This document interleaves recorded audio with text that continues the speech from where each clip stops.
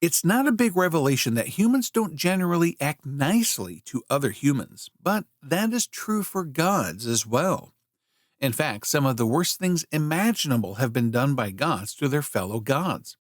In this list, we'll go over the most heinous things that gods did to other gods. Steel yourself, because this is going to be a bad one. Number 10. Aphrodite cheated on Hephaestus with Ares. As much cheating that went on in Greek mythology, it still does not mean that cheating is okay. Aphrodite was married to Hephaestus, who had a humped back and a deformed face, so Aphrodite was never interested in him to begin with. On top of that, Hephaestus, being the god of blacksmithing, was always creating metal tools and weapons that did not give Aphrodite enough time of the day. This led to Aphrodite finding solace in the arms of random men. One such man was the god of war Ares, who, even though he was Hephaestus' brother, continued with his affair with Aphrodite. Not sure who comes off worse here, Ares or Aphrodite. You decide. Number 9. Apep tried killing Ra. Apep, also called Apophis, is the Egyptian deity who is said to have embodied chaos. He is said to be similar to a giant serpent.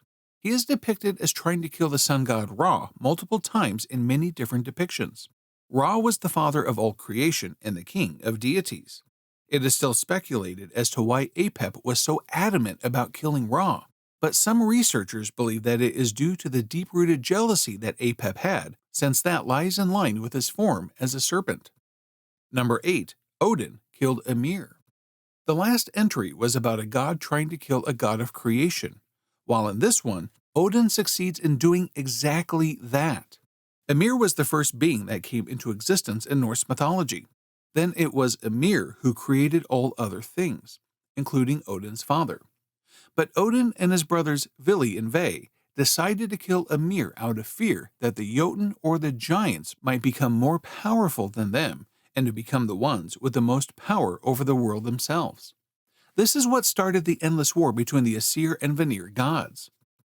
Number 7. Loki killed Balder. This list would be incomplete without the mention of Loki, the trickster, the Norse god of mischief. But his actions went way past the territory of mischief. In this instance, Balder, the one who is loved by all, boasts of his invulnerability, like always, by letting his brother Hoder shoot arrows at him.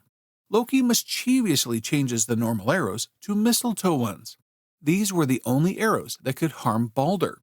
This results in the death of Balder and is considered by many as the beginning of Ragnarok. Hell was beginning to bring him back if every living and non-living thing wept for the death of Balder. And indeed everything and everyone did weep for him except for one giantess. This giantess was none other than Loki himself, who just didn't want the god to be alive. Number 6. The war between Set and Horus. Horus was the child of Osiris and the rightful heir to the throne to rule over all the other gods, but was unwilling to give up that position. So, like any sane person, Horus decided to wage war against Set. But this wasn't your normal war with two parties fighting with each other rightfully. The fight between them for a long time was just like that between children, with one trying to irritate the other, but just at a godly level. One story describes how Set put Horus's eyes on fire, and another describes how in a race down the river Nile, Horus changes Set's wooden boat to a stone one, thus making him sink. This is not a worse deed compared to others on the list, but it is so petty it deserves a spot for itself. Number 5. Kronos eating his children. When it comes to Greek mythology, there is almost as much killing of fathers and children as there is mating with family and unfaithfulness. Kronos killed his father, who was a horrible father, and took the throne of the king of all gods. When he was the king, Kronos heard a prophecy that one of his kids would usurp him and take the throne himself. This leads to swallowing his children whole to prevent them from usurping him. If there is any redemption in this story, it's that he didn't kill his children. Instead, he just swallowed them. Number 4. Zeus trapping Kronos in Tartarus. This is a direct continuation of the last entry on the list in a sense. Rhea, Kronos' wife, wanted her children, and thus she gave little Zeus away to nymphs for them to raise, and fooled Kronos into swallowing a stone instead of Zeus. Young Zeus learns about Kronos and is out for revenge. He ends up defeating him with the help of a lightning bolt and saving his brothers and sisters. Then the Olympians decide to trap Kronos in Tartarus, the worst pits of hell, a fate worse than death itself. It is said that Kronos is still trapped in Tartarus, eternally suffering. Number 3. Set killed Osiris. Osiris was the king of all other deities in Egypt. He was the first king of Egypt. Because of this, his brother Set was very jealous of him.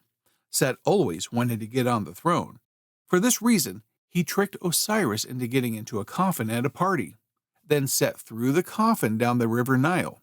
Isis, Osiris's wife, retrieves the coffin and Osiris's dead body. When Set learns of this, he again gets a hold of him and goes on to dismember his body into multiple different pieces and hide them throughout different parts of Egypt. Number 2. Hera threw Hephaestus. Hera was Zeus's wife and was always very angry at Zeus for having multiple affairs. His dating history can be a whole video in itself. But Hera didn't take out this anger on Zeus. She did it on her children. One such unlucky child was Hephaestus. When Hephaestus was born, he was very ugly and had a horrible face. Hera, being the bad parent that she was and carrying all this anger for Zeus, yeeted the infant Hephaestus down Mount Olympus. This caused Hephaestus to develop a permanent limp. Before our ultimate and worst entry on the list, it's time we lighten up the mood with an honorable mention. Who better to lighten up the mood other than Loki? Loki was in the mood for mischief one day, and this time his target was Sif, Thor's beautiful wife. Sif had beautiful, silky golden blonde hair, which she was always very proud of. Loki decided to cut them. This caused a huge ruckus in the Norse pantheon, and to fix his mistake, Loki had to give a lot of gifts to Thor, Odin, Frey, and other gods. Now, for number 1. Shiva cuts off Ganesh's head. You would think, what can be worse than throwing your child off the highest peak in all realms? How about cutting off the head of your own child? Ganesh was created by Parvati, wife of Shiva, from mud by sculpting him as her and Shiva's child. After creating Ganesh, she asked him to stand guard while she took a bath. Ganesh does just that. While Ganesh is standing guard, Shiva, the Hindu god who rules over all, arrives, demanding to go in. Ganesh, acting like a true son, asks Shiva to wait. If this were any other god, that would not be a problem. But Shiva was known for his anger, which even the gods feared, and being denied entry into his wife's dorm made Shiva very angry. This led to Shiva cutting off Ganesh's head. Granted, Shiva did not know Ganesh was his own child, but still cutting the head off of any child put this as the number 1 worst spot on the list. When Shiva learned of his mistake, he replaced Ganesh's head with that of an elephant, thus giving birth to the Hindu god Ganesh with an elephant's head. So these were the top 10 worst things that gods did to their fellow gods. There are many more stories of instances like this, so if you want a part 2, then leave a like and let us know in the comments down below. If you want more consistent videos exploring different myths and gods, definitely subscribe and ring the bell. That way, you will never miss an upload again. Thanks for watching.